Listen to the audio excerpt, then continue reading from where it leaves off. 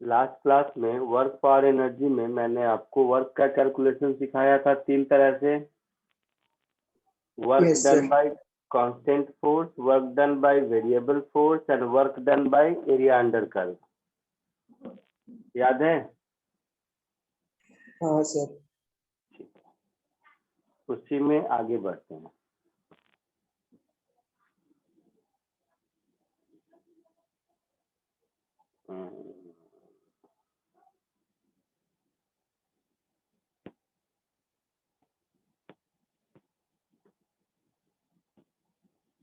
ये सुनते होगे कि work done by internal forces is always zero.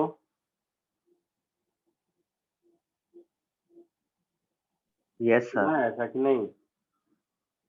Sir repeat कर सकते हो क्या बोला? Work done by internal forces is always zero. मतलब सर हमारे अंदर जो फोर्स है वो 0 होता है। फोर्स जीरो नहीं, उसका वर्क डन। चलो वो बाद में। काइनेटिक एनर्जी का नाम सुना है पहले? हाँ सर। क्या होता है?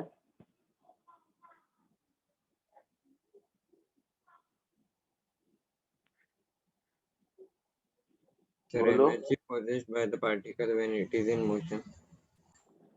क्या? एनर्जी का मोशन से क्या लेना देना? कैपेसिटी पार्टिकल जब टू मोशन वर्क। में होगा जब तो उसकी एनर्जी जो होगी वो काइनेटिक एनर्जी होगी। एनर्जी किसको कहते हैं? काइनेटिक पोटेंशियल तो बाद में। Capacity sir to energy do कोई वर्क। ऐसा क्वांटिटी जो हमें अपने डेली टास्क करने में हेल्प करता है। Capacity to do work. Yes sir. ऐसा कुछ स्कूल में पढ़ते थे ना?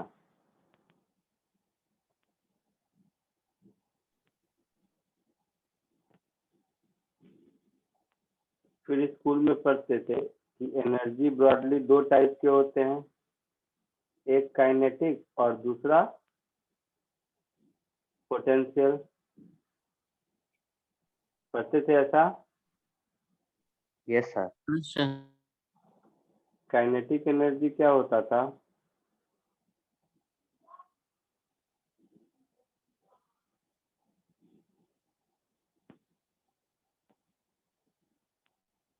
और पोटेंशियल एनर्जी क्या होता था?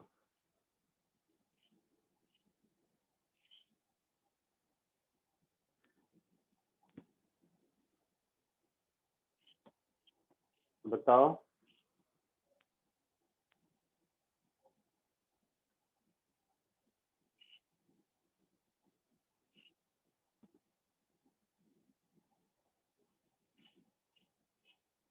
काइनेटिक एनर्जी क्या था? Sir, when the particle is in motion, the energy possessed by the particle.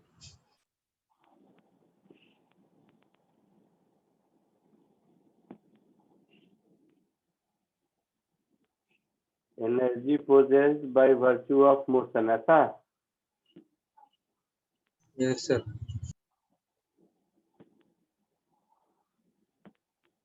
और पोटेंशियल?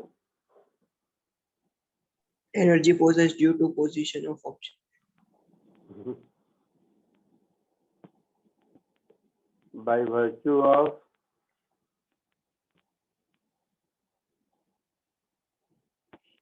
पोजीशन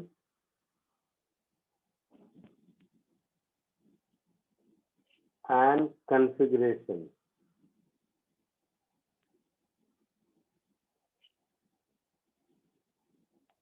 तो पहले काइनेटिक एनर्जी की बात करते हैं। सब लोग थोड़ा बहुत पढ़ चुके हुए थे।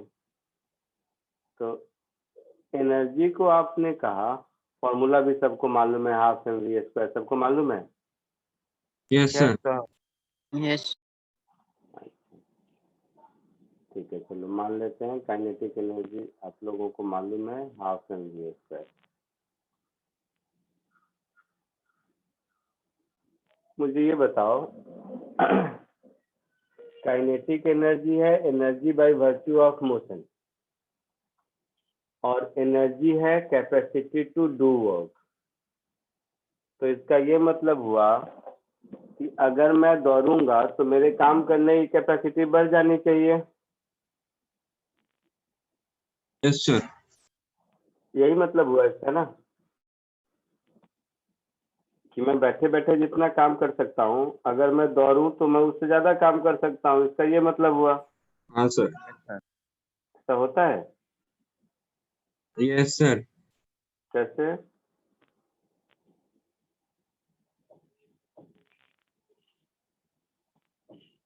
सर नहीं होगा, दौड़ने में भी तो एनर्जी चाहिए। क्या हुआ?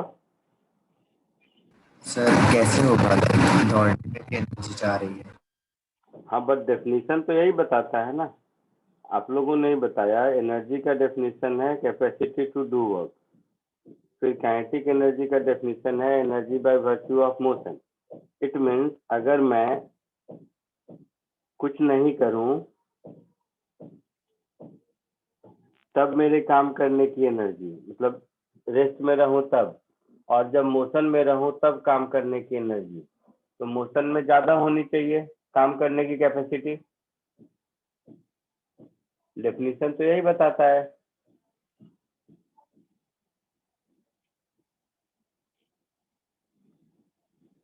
होता है, ऐसा होता है, डेफिनेशन गलत नहीं बताता है, ऐसा होता है। फॉर एग्जाम्पल, तुम लोग सीआईडी देखता है टीवी में? देखा था देखा। पहले बहुत। बहुत देखता है? सर अभी नहीं, पहले। पहले देखता था। हाँ सर। सीआईडी में एक दया है, क्या हाँ करता सर। है वो? हाँ दया क्या करता है? दरवाजा तोड़ता है सर। तोड़ता है। दरवाजे तो होता है सर। तो उसको दरवाजा तोड़ते हुए देखोगे तो पहले वो दरवाजा को ऐसे तोड़ता है खड़े खड़े, तो नहीं टूटता है। फिर वो दौड़ के आता है और धक्का मारता है तो टूट जाता है। Yes sir. तो दया वही है, दरवाजा वही है। बट दरवाजा तोड़ना जो काम है उसके लिए उसके पास उतनी एनर्जी नहीं है जब वो खड़े खड़े तोड़ रहा है। तो जब हाँ दौड़ सर। के आता है तो उसकी एनर्जी बढ़ जाती है, तभी दरवाजा टूटता है ना। हाँ सर। चाहे क्रिकेट में देखा है, फास्ट बॉलर जितना होता है शोएब अख्तर, कितना दूर से दौड़ के आता है। Yes, sir. सर। वही शोएब अख्तर को बोलो खड़े खड़े अपनी जगह से बॉलिंग करने को, तो उसके बॉल की उतनी स्पीड नहीं होगी ना। हाँ सर, उसके इतने नहीं हुए। हाँ, तो sir. ये सारे जो एनर्जी है बाय वर्च्यू ऑफ मोशन है। क्लियर है? Yes sir. Yes. मतलब सर, पोटेंशियल एनर्जी। सर बोलो। तो सर मतलब है कि ज्यादा वो मोशन होगा तो ज्यादा एनर्जी भी हमें मिलेगा, फिर कोशिश करेंगे। हाँ, तो हमारे पास ज्यादा एनर्जी होगी जिसको यूजफुल मोशन, यूजफुल वर्क में कन्वर्ट कर सकते हैं।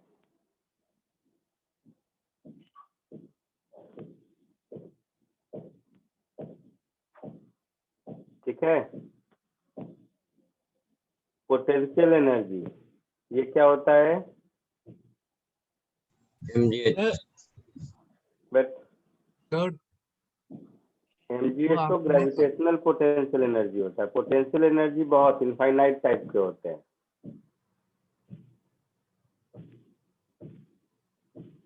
इलेक्ट्रोस्टैटिक पोटेंशियल एनर्जी भी होता है, बहुत तरह के होते हैं। जहाँ जहाँ कंजर्वेटिव फोर्स होगा वहाँ वहाँ एक कॉरस्पॉन्डिंग पोटेंशियल एनर्जी होगी। वो यस सर। देखते सर रहेंगे। आपने काइनेटिक एनर्जी में एनर्जी के बारे में लिखा है सर। क्या? वो काइनेटिक एनर्जी है ना, उसमें एनर्जी के बारे में क्या लिखा हम्म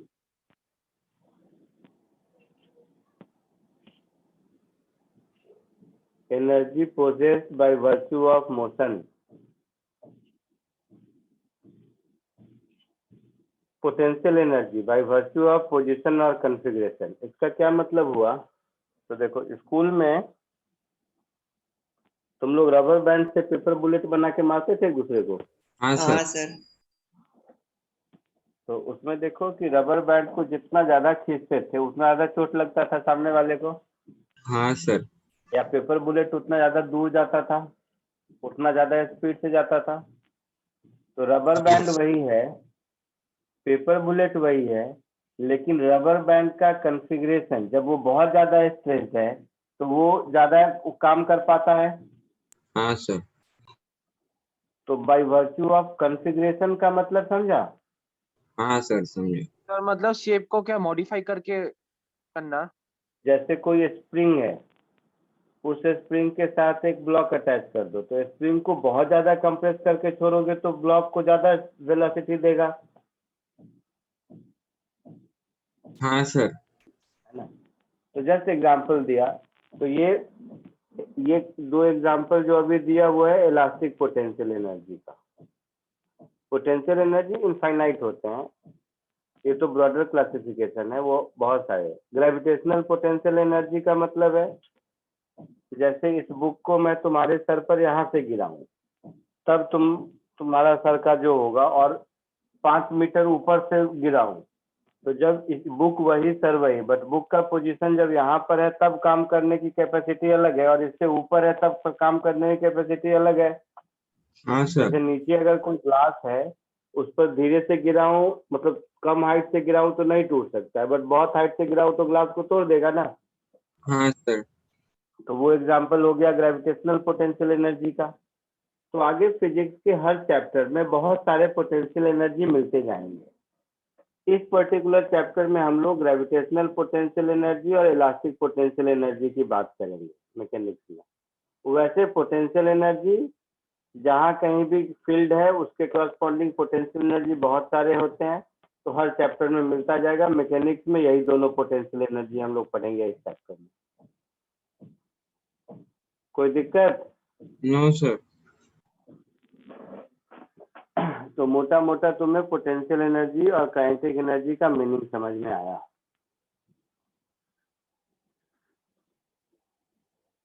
अब देखो, फोर्स होता है मास इनटू एक्सेलरेशन।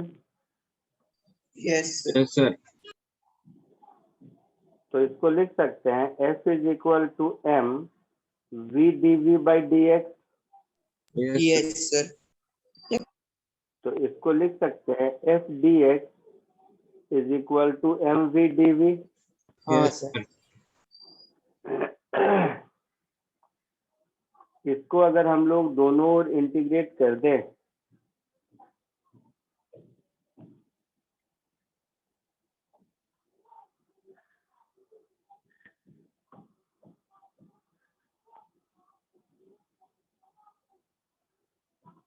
अगर मैं इसको दोनों ओर इंटीग्रेट कर दूं, तो integral F D X is equal to m integral v dv। हाँ सर। ये हो गई इनिशियल वेलोसिटी, ये हो गई फाइनल वेलोसिटी, ये हो गया इनिशियल पोजीशन, ये हो गया फाइनल पोजीशन। तो ये नेट फोर्स है। एक्सीलरेशन तो नेट फोर्स पर डिपेंड करेगा ना, टोटल फोर्स पर, है ना। हाँ सर। तो ये वाला जो टर्म है, ये this is nothing but work done, और ये क्या हो जाएगा, half m V square. Final velocity का स्क्वायर माइनस इनिशियल वेलोसिटी का स्क्वायर, ऐसा होगा। Yes sir. हाँ सर. तो यहाँ से हमें ये समझ में आता है कि work done by all forces is equal to change in kinetic energy of the system. यही मतलब हुआ ना, इस इक्वेशन का यही मतलब हुआ कि work done by all forces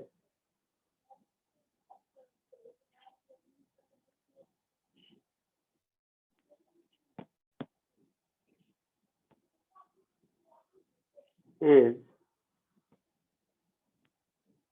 equals to change in kinetic energy of the system। हाँ या ना? हाँ sir. Yes, sir.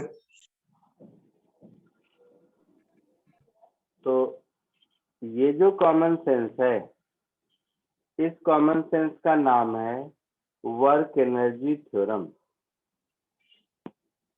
Known as work energy theorem.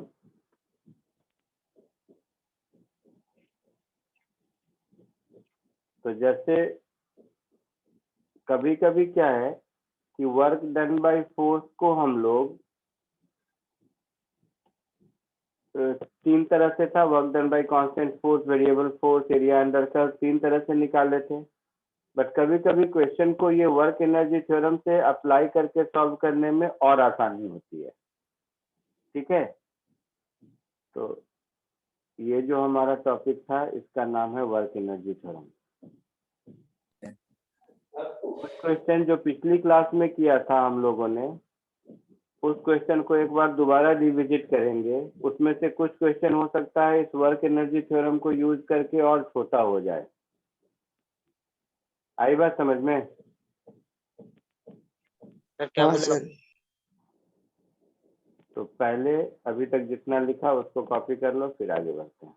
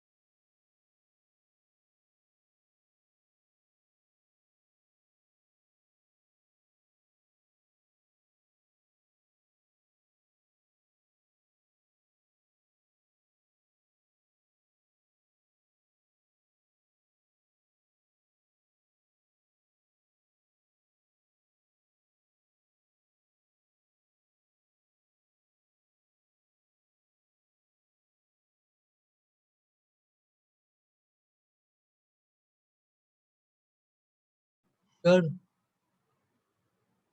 बोलो। वो आपने वो is equal to change in kinetic energy of system के पहले क्या लिखा हुआ इज इक्वल टू में?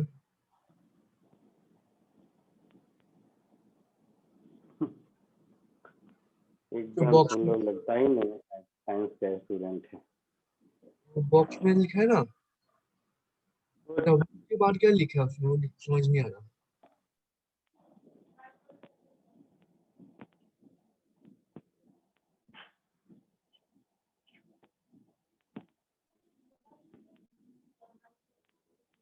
अब बोलो क्या नहीं समझ आ रहा है, बताओ। work all equal to change in kinetic energy system वो बोल रहा kinetic energy of the system, of system known as work energy theorem।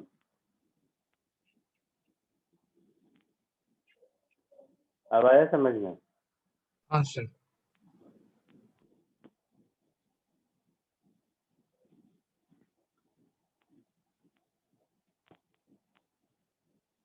Sir हाँ सर जूम आउट कर देंगे, ऊपर वाला सब रह गया है। तब तक नहीं लिखा।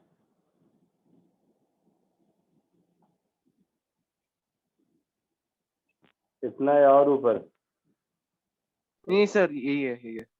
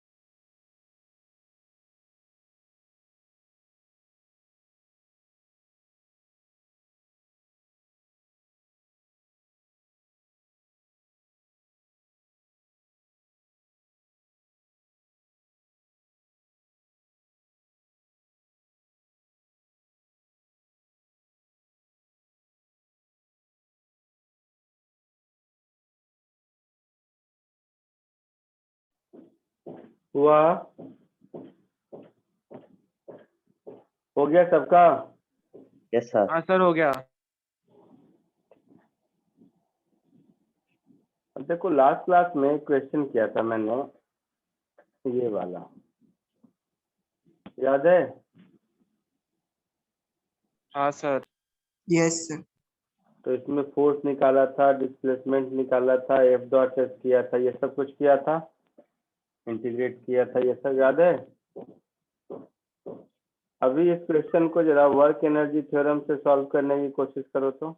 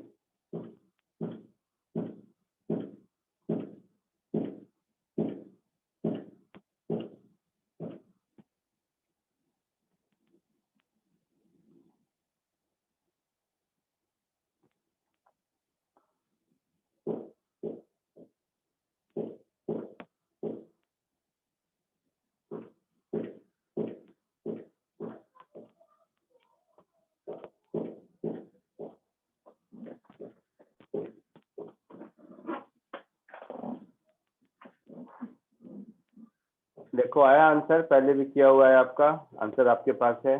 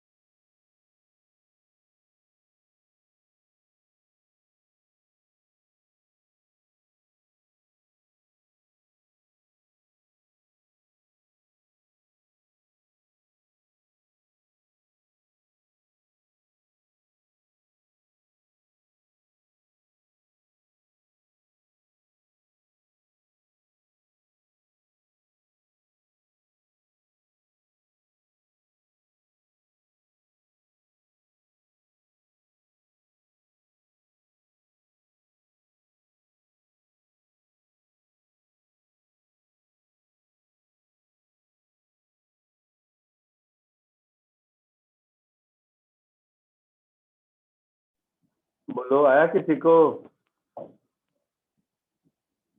चलो इधर देख तुम लोग। हाँ सर आया।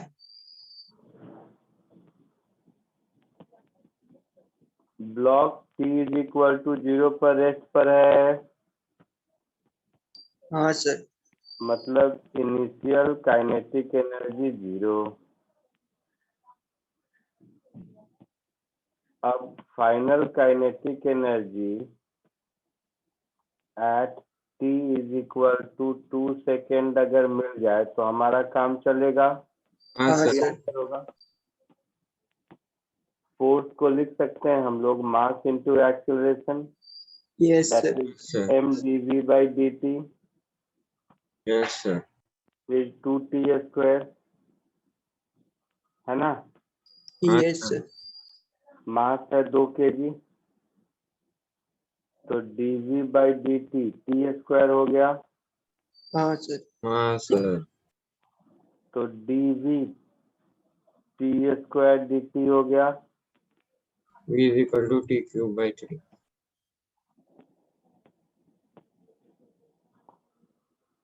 so v is equal to 2 cube, that is 8 by 3 metre पर सेकेंड हो जाएगा. हाँ sir. और वर्क एनर्जी थ्योरम से अभी देखा था, work is change in kinetic energy.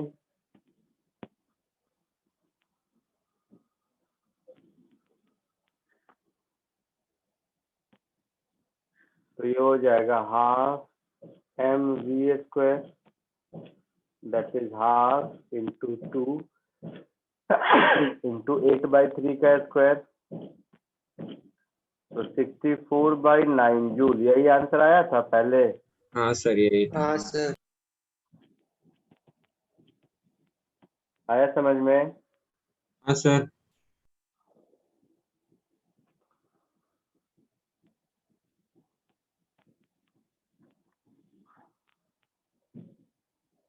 आगे बढ़ूं? No sir.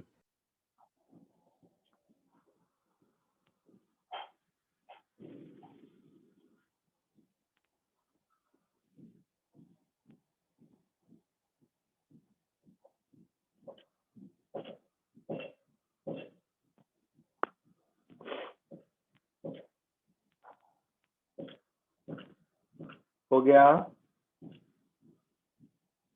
एक मिनट.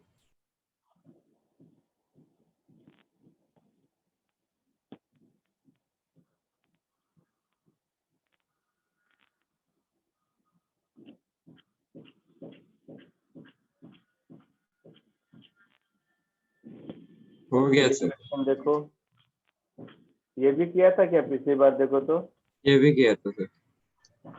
किया था. हाँ sir. तो छोड़ दो, पक्का ना? देख लो एक बार. नहीं सर, ये करवाया था वाला. ठीक, क्या आंसर आया था? वो वाला क्वेश्चन किया था हमने.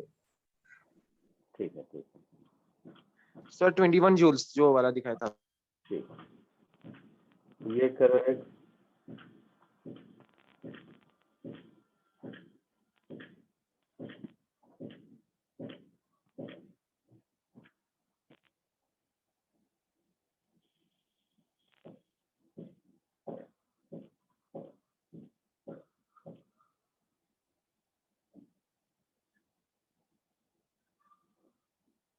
इसको कोशिश करो.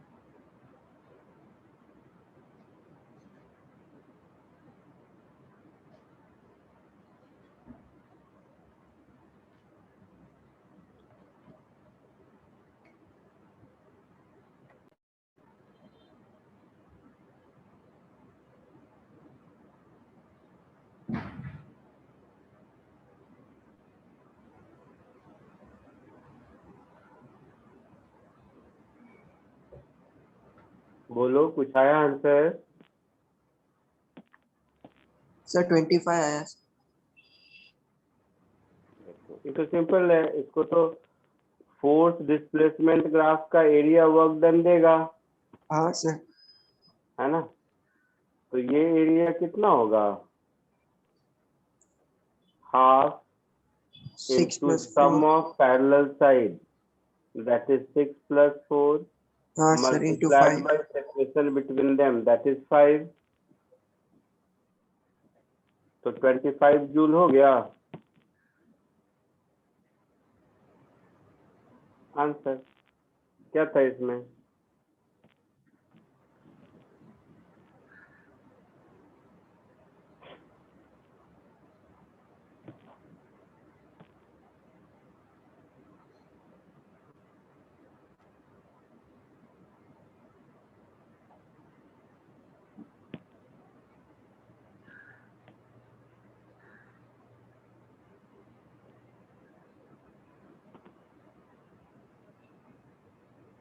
बोलो।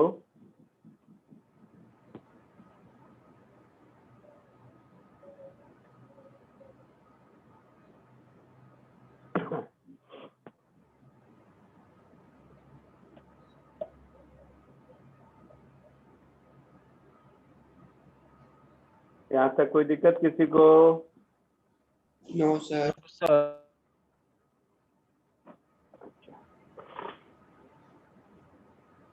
तो जहाँ से मैंने क्लास शुरू में कहा था, एक बार दोबारा समझाने की कोशिश करता हूँ।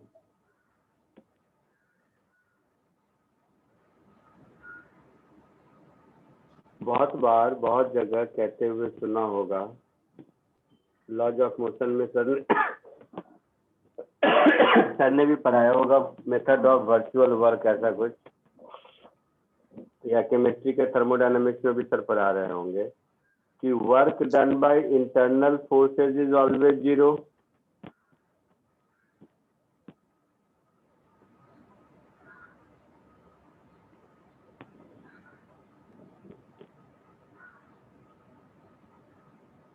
Work done by internal forces is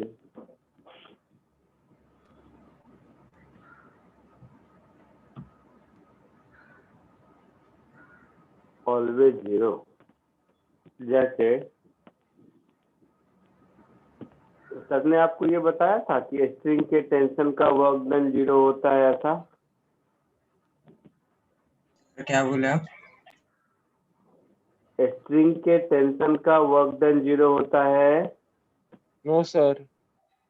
no sir क्या? वो क्या था? वर्चुअल वर्क वाला मेथड बताया होगा ना कंस्टेंट में सर ने।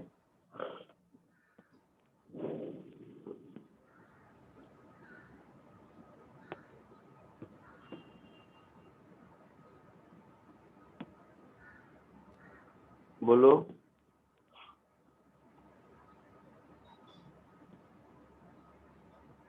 नहीं,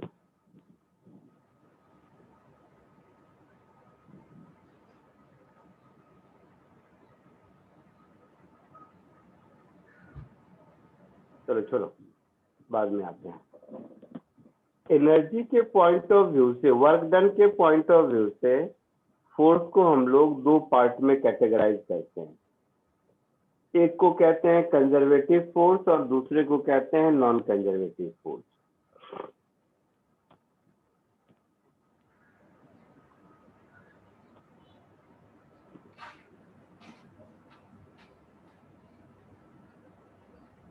So energy classification of force।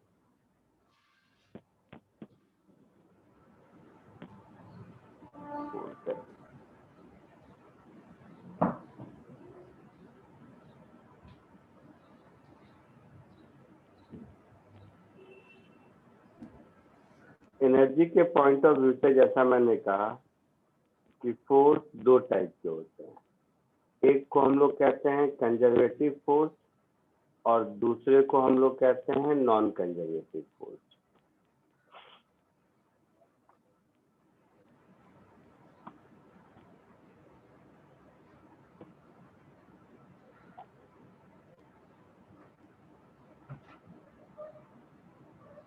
एक होता है कंजर्वेटिव फोर्सेस और एक होता है नॉन कंजर्वेटिव फोर्सेस।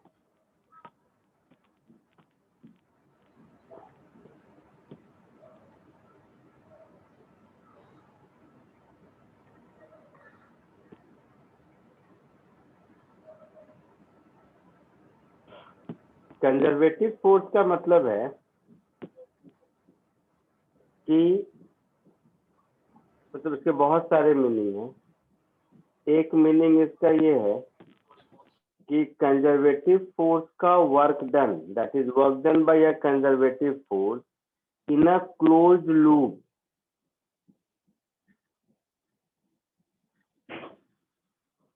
ये हमेशा 0 होता है। क्लोज्ड लूप का मतलब ये हुआ, क्लोज्ड पाथ, कि जहां से शुरू किया ऑब्जेक्ट वहीं पर पहुंचा। तो अगर किसी फोर्स का वर्क डन 0 है तो उस फोर्स को हम लोग बोलेंगे कंजर्वेटिव फोर्स। अच्छा, तो इसका मतलब हुआ दैट इज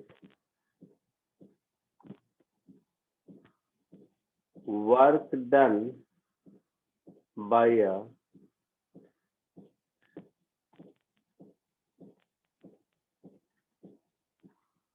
conservative force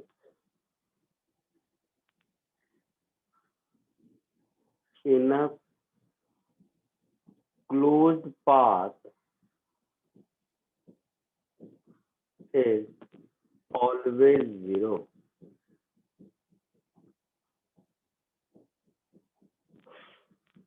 इसमें क्या होता है, ऐसा नहीं होता है। अगर हमारा नॉन कंजर्वेटिव फोर्स है तो किसी भी क्लोज्ड पाथ में अगर हम उसका वर्क डन निकालेंगे तो ये 0 नहीं होगा। जैसे एक एग्जांपल देखो, सपोज कोई एक आदमी यहां से यहां गया स्ट्रेट लाइन में और यहां से फिर यहां आया उसी स्ट्रेट लाइन में जहां से शुरू किया था। तो ऐसे देखोगे तो डिस्प्लेसमेंट 0 है, तो वर्क डन 0 होना चाहिए, ये हमारा कॉमन सेंस कहता है यस ना। सर। बट पार्टिकल जब ए से बी तक जा रहा होगा तो उस समय फ्रिक्शन फोर्स इधर लग रहा होगा, और जब बी से ए तक आ रहा होगा तो उस समय फ्रिक्शन फोर्स इधर लग रहा होगा। हाँ सर, वैसा ही है। तो वर्क डन बाय फ्रिक्शन इस केस में देखोगे तो work done by friction from A to B and work done by friction from B to A, ये 0 नहीं होगा ना।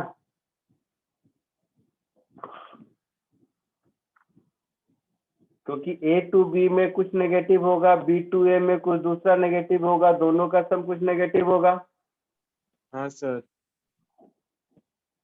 है ना। तो फ्रिक्शन एक नॉन कंजर्वेटिव फोर्स हो गया।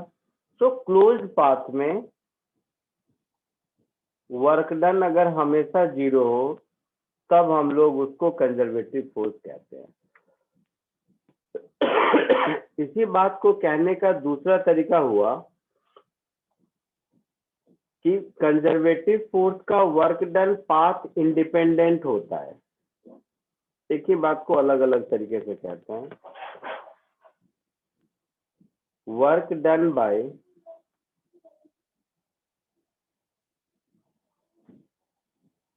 conservative force is path independent. Path independent का मतलब ये हुआ, सपोज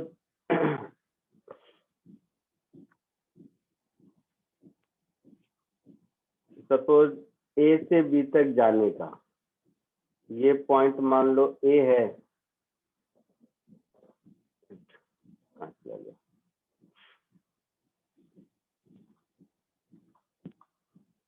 ये पॉइंट मान लो ए है और ये पॉइंट बी है। तो ए से बी तक जाने के 1000 रास्ते हो सकते हैं, कोई ऐसे जाके ऐसे जा सकता है ना, कोई सीधा ऐसे जा सकता है, कोई किसी और रास्ते से इधर जा सकता है। तो ए से बी तक जाने के 1000 तरीके हो सकते हैं। Yes sir. हाँ सर। तो ये हुआ पाथ 1, ये हुआ पाथ 2 और ये हुआ पाथ 3। तो अगर तीनों पाथ में वर्क डन सेम आ रहा है, ऑल पाथ में, तो इसका मतलब हुआ कि पाथ इंडिपेंडेंट है। हाँ सर।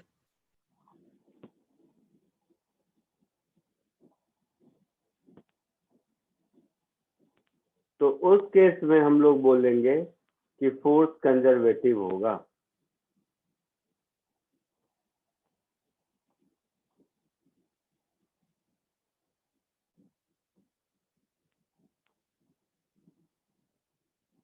कॉमन सेंस है।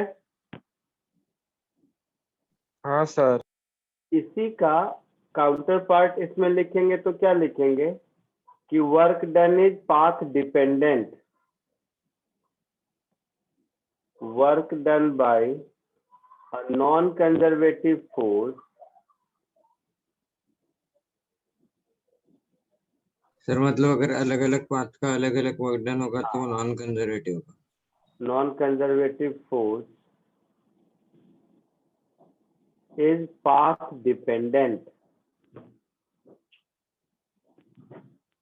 तो ये सब क्या देखने में तो बहुत आसान लगता है, सुनने में थ्योरी, बट क्वेश्चन में फोर्स को देखकर ये पता करना कि कौन सा कंजर्वेटिव है कौन सा नॉन कंजर्वेटिव है, इतना आसान है नहीं। सिखाऊंगा एक एक करके।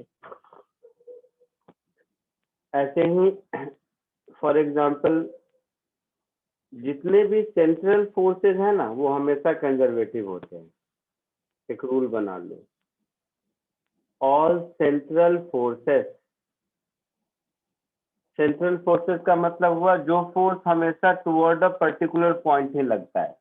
जैसे स्प्रिंग है तो स्प्रिंग को अगर खींचोगे तो भी फोर्स इधर लगेगा टुवर्ड्स नेचुरल पॉइंट, कंप्रेस करोगे तो भी फोर्स इधर ही लगेगा टुवर्ड्स नेचुरल पॉइंट।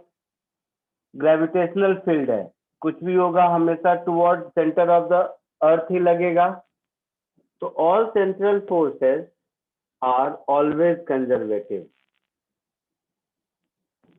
सर मतलब एक पॉइंट पे लगेगा तो सेंट्रल हाँ, फोर्स। जैसे आपका ग्रेविटेशनल फोर्स हो गया, ग्रेविटी हो गया, स्प्रिंग फोर्स हो गया, और भी बहुत सारे हो सकते हैं। नेचुरल अकरिंग फोर्स में ये दोनों का एग्जांपल मैंने दिया। इलेक्ट्रोस्टैटिक्स के भी फोर्स हैं।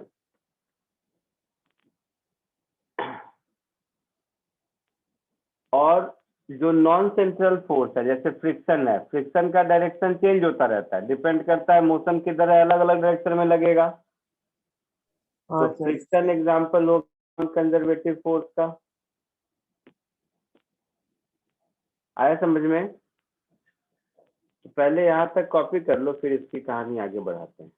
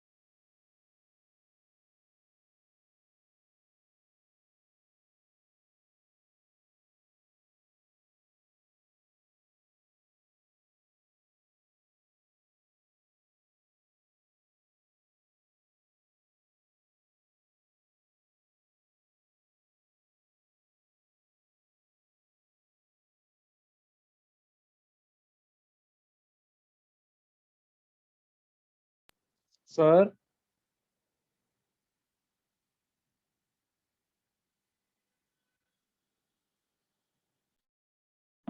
बोलो। सर वो जो अपनी इंटीग्रेटेड साइन के साथ वो सर्कल जैसा क्या है वो सिंबल है क्लोज्ड पाथ का। मतलब इनिशियल फाइनल दोनों सेम है? हम्म। अच्छा।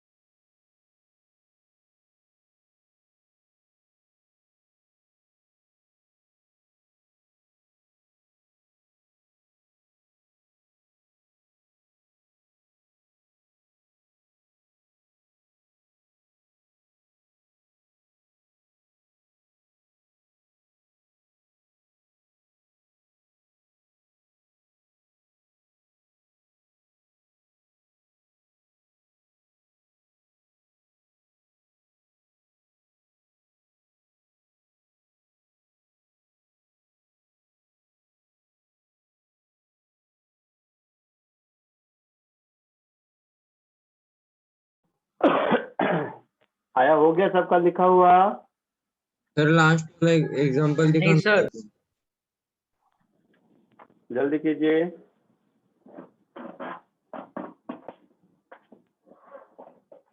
सर जूम इन करके वो लास्ट वाला एग्जांपल दिखाओ ना थोड़े जल्दी।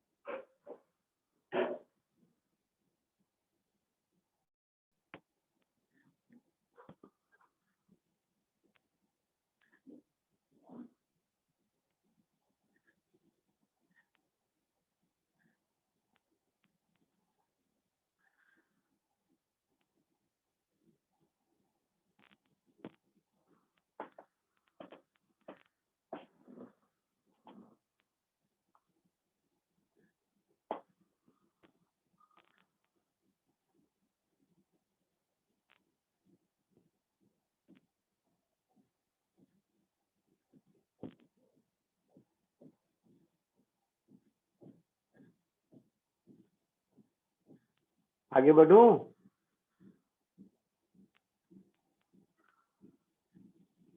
हाँ सर बढ़ते हैं। लिख लिया सबने?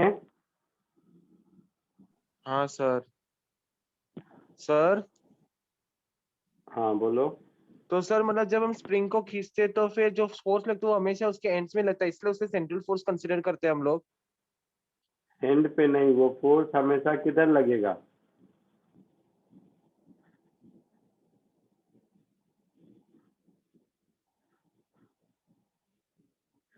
हमेशा टुवर्ड फिक्स पॉइंट ही लगेगा ना, सर चाहे क्या उसको सर? खींचो या कंप्रेस करो या कुछ भी करो।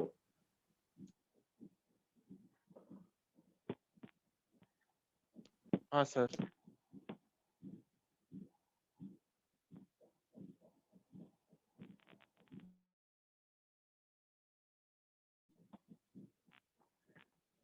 नहीं समझा?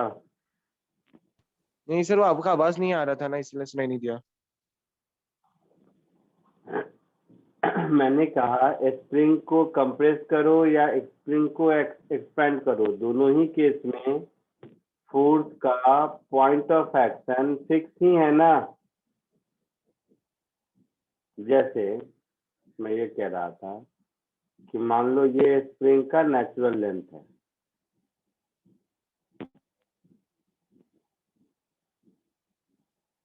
अगर हम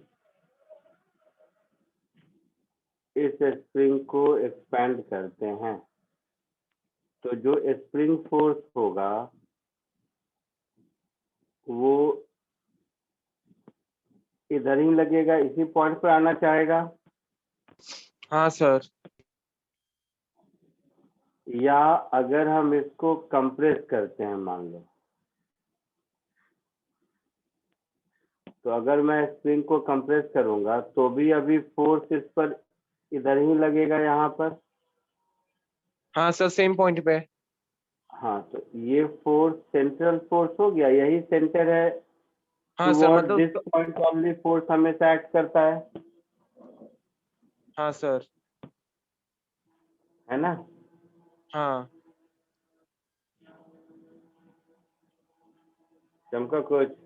हाँ सर समझा, मतलब मीन पोजीशन में लगेगा जहाँ पे वो कम ना कंप्रेस है ना स्ट्रेच्ड है। हाँ,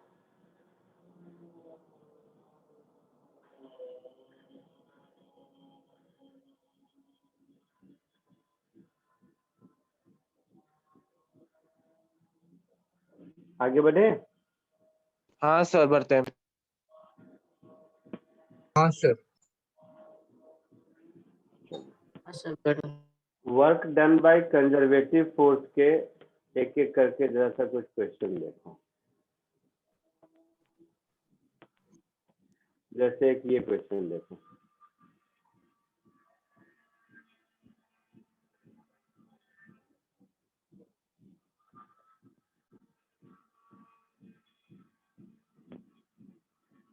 जल्दी फटाक से, 2-2 मिनट का काम है, कोशिश करो।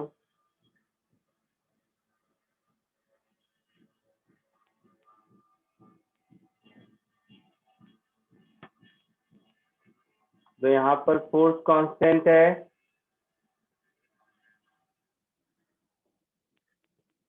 यस है सर। ना? तो फोर्स कांस्टेंट है, इसका मतलब इस फोर्स का डायरेक्शन तो फिक्स है ना? हाँ सर। हाँ सर, मतलब कंजर्वेटिव। जैसे ये 4i प्लस 3j जो भी होगा, इस फोर्स का डायरेक्शन तो फिक्स हो गया ना कि किधर एक्ट करेगा। तो ये फोर्स कंजर्वेटिव फोर्स होगा। Yes sir. हाँ हाँ सर। इस क्वेश्चन में पूछा नहीं है कि कंजर्वेटिव है या नहीं, बट होगा ये पक्का है। हाँ सर। क्यों? क्योंकि इसका डायरेक्शन फिक्स्ड है।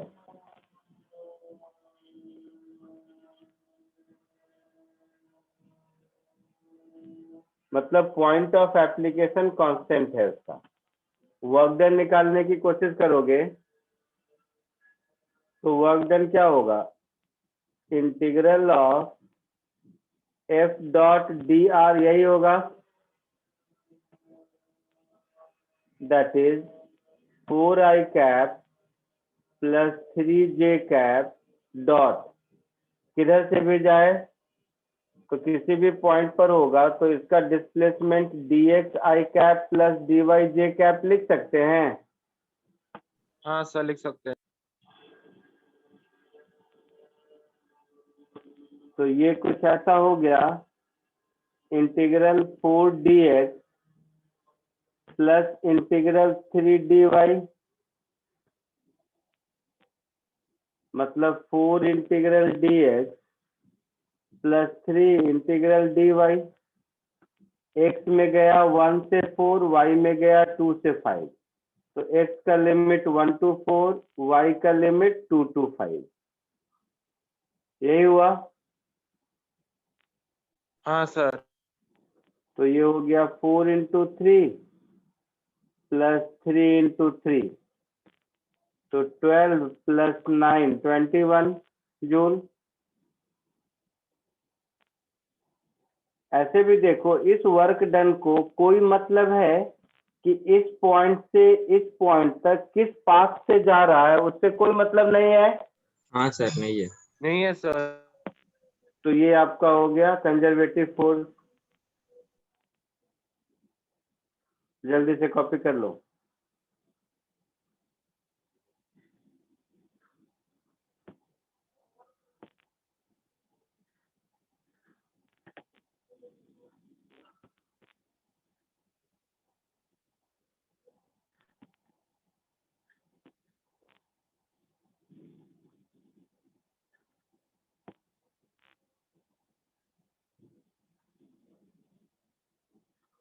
जल्दी कॉपी करो थोड़ा, ताकि जो मुझे सिखाना है वहां तक भी पहुंच पाऊं।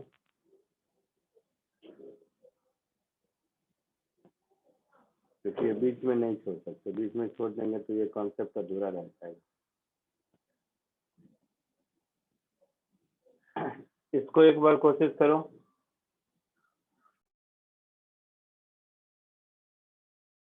सो ऊपर वाला भी था, दिखा देंगे।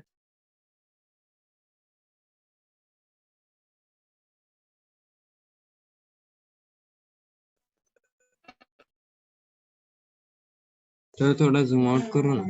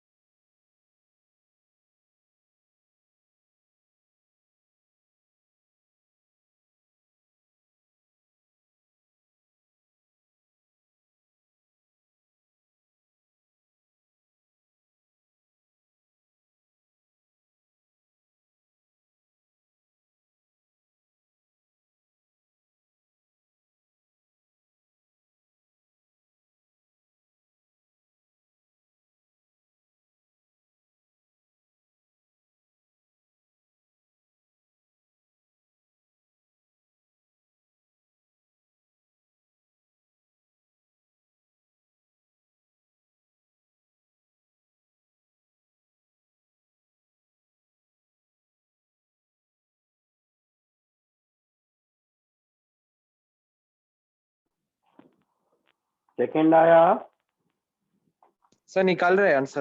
सर 83 आया sir. 83 जूल आया। हाँ सर. Very good. इसमें भी ठीक वैसे ही वर्क डन मेरा होगा integral of 3x² i cap plus 2y j cap dot 2i i cap plus 3j j cap, ऐसा होगा। डॉट प्रोडक्ट करें, सॉरी ये क्या कर दिया मैंने,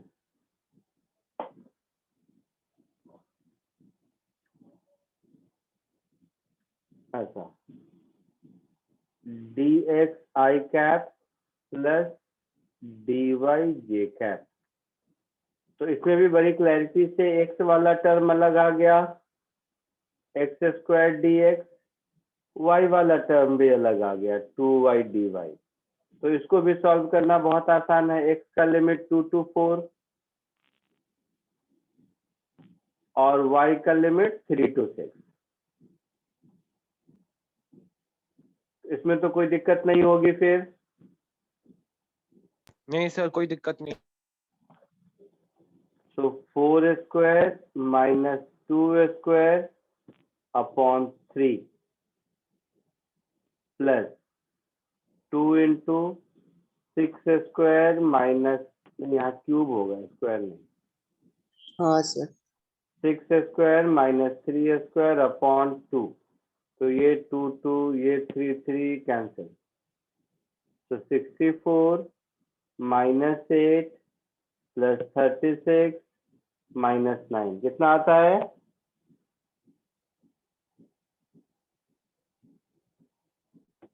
कितना आता है? 83. 83 जूल। इसमें भी देखो, जब वर्क डन हम निकाल रहे थे तो हम लोगों को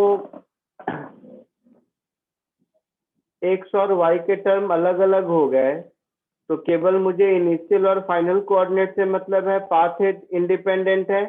तो हम बोल सकते हैं कि ये फोर्स भी हमारा कंजर्वेटिव है। हाँ सर.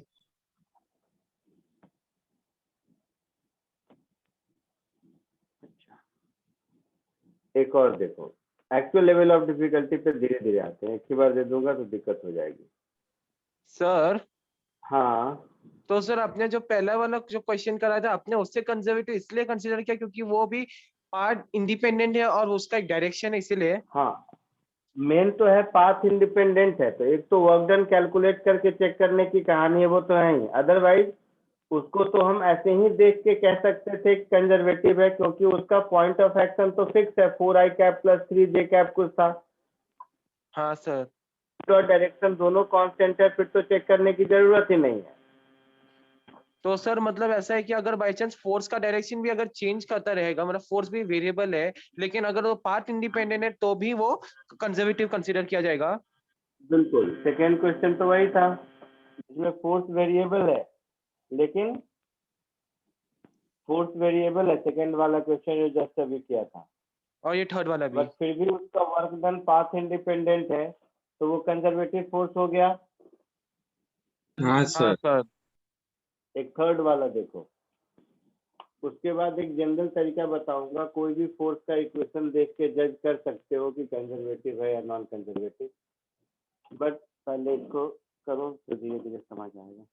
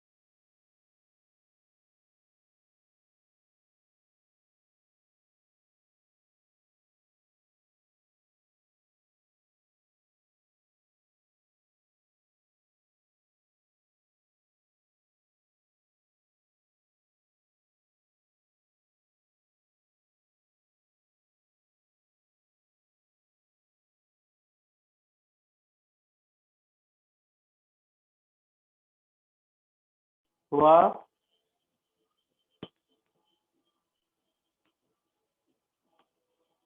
Sir 1 minute. इसमें अगर वर्क डन कैलकुलेट करोगे तो देखो तुम्हारा कुछ ऐसा हो जाएगा, integral Y D X plus integral X D Y, ऐसा हो जाएगा। Yes sir. हाँ सर। अब क्या करोगे? अब इसमें एक्स का लिमिट पुट करोगे या वाई का करोगे, मुश्किल लग रहा है। हाँ सर। ये ऐसा हो गया ना, integral Y D X plus X D Y का इंटीग्रेशन हो गया। अब इसमें मैं कहाँ क्या लिमिट पुट करूँ, मुश्किल हो रही है। Yes sir. Yes sir. लेकिन अगर ध्यान से देखोगे,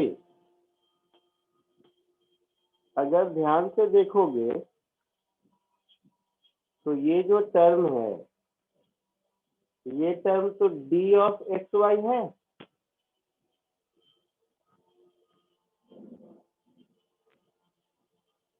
नहीं समझा सर क्या बोल रहे हैं। हाँ sir. Product rule, D of x into why he है ये। Yes sir. हाँ हाँ हाँ सर समझा। है ना? तो थोड़ा ध्यान से देखो तो ये कुछ ऐसा हो गया, integral of D of X Y, मतलब ये हो गया मेरा एक्स वाई। हाँ सर बराबर। इसका लोअर लिमिट हो गया 2 3 और अपर लिमिट हो गया 5 6। तो ये कुछ ऐसा हो गया 5 इंटू 6 माइनस 2 इंटू 3, हाँ सर। दैट इज 30 माइनस 6, तो 24 जूल। तो इस एक्सप्रेशन के बाद, देख के तो नहीं बट इस एक्सप्रेशन के बाद ये क्लियर हुआ कि ये भी कंजर्वेटिव फोर्स है, क्योंकि फिर पाथ इंडिपेंडेंट है। हाँ सर। तो ये भी कंजर्वेटिव फोर्स ही निकला सर। ये भी कंजर्वेटिव निकला।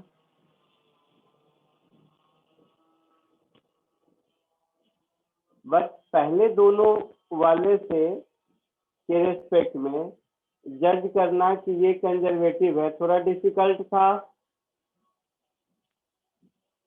सर क्या बोले। है ना? ये बात समझ आया? सर कुछ रह नहीं दे रहा। क्वेश्चन के रेस्पेक्ट में अगर देखा जाए तो इसको उतनी आसानी से नहीं जज कर सकते हैं कि ये कंजर्वेटिव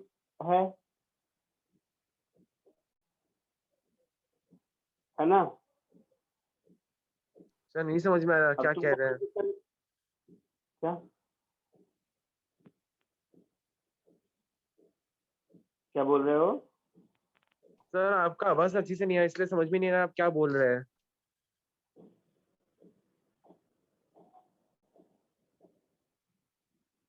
कुछ नहीं बोल रहा मैं।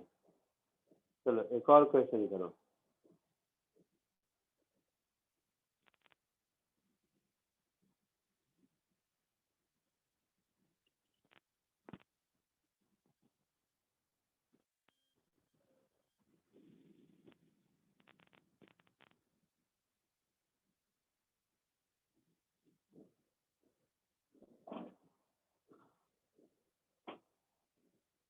ये वाला क्वेश्चन अटेम्प्ट करो।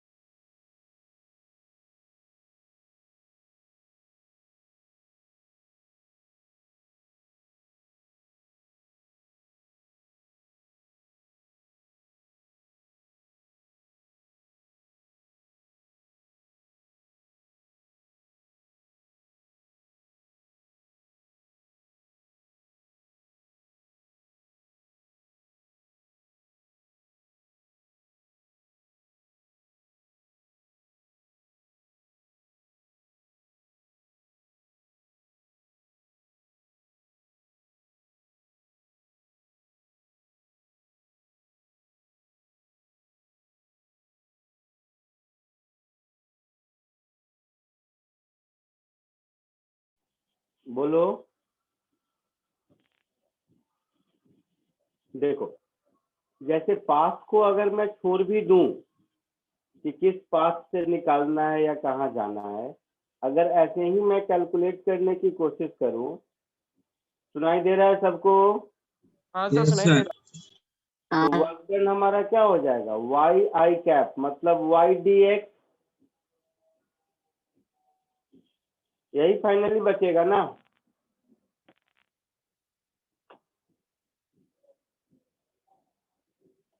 Integral of Y I cap dot D X I cap plus D Y J cap, यही होगा। हाँ तो फाइनली वाई डी एक्स बचेगा। अब आप खुद बताओ, जब तक मुझे y और x में रिलेशन नहीं पता है तब तक मैं ये वर्क डन कैलकुलेट कर सकता हूँ क्या? नहीं सर। नहीं कर सकते हैं। तो this work done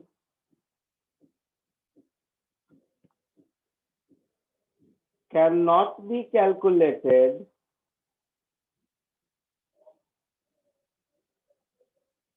unless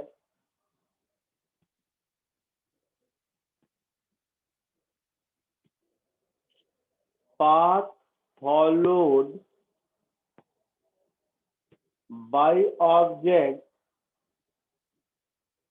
y as a function of x is not known, है ना? ये इंटीग्रेशन कैलकुलेट ही नहीं हो सकता है, यस सर। क्योंकि यहाँ dx है, यहाँ y है, तो y और x में एक रिलेशन तो चाहिए ही चाहिए। जबकि इससे पहले के सारे एग्जाम्पल में इंटीग्रेशन तो कैलकुलेट हो ही गया था हाँ सर, हो गया था। Without knowing relation between x and y, but इसमें तो यहीं से पता चलता है कि ये जो फोर्स है ये नॉन कंजर्वेटिव फोर्स है। समझ आया कैसे जज किया?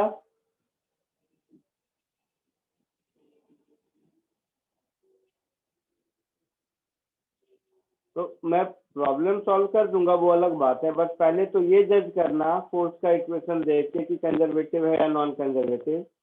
तो ये नॉन कंजर्वेटिव फोर्स है। अब रही बात सॉल्व करने की, तो ए और बी दोनों सॉल्व किए जा सकते हैं।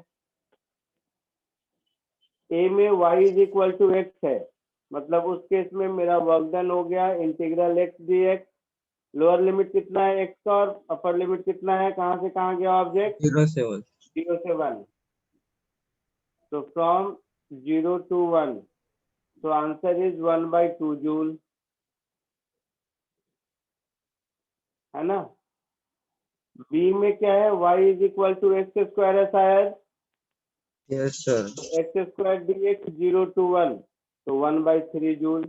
ऐसे भी लग रहा है एक जगह से दूसरे जगह तक जाने में अलग अलग पाथ में अलग अलग वर्क डन हो रहा है, यहाँ से भी दिख रहा है। हाँ सर। तो ये नॉन कंजर्वेटिव फोर्स है। समझा कुछ? हाँ सर, समझा। कॉपी कर लो।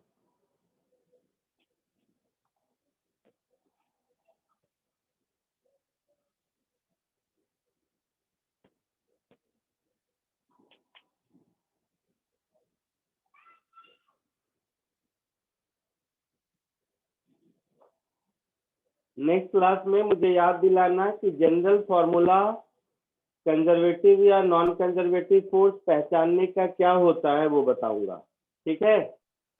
Yes yes sir. सर। याद रहेगा जनरल इक्वेशन, जिसको किसी फॉर्मूले में पुट करके देख के बता सकते हैं, फोर्स का इक्वेशन देखकर ही कि ये कंजर्वेटिव है या नॉन कंजर्वेटिव, ये बताऊंगा, ठीक है? हाँ sir.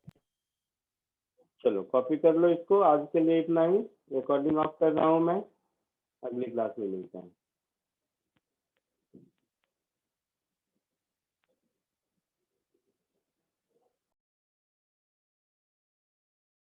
Thank you sir. Bye sir. या बाय।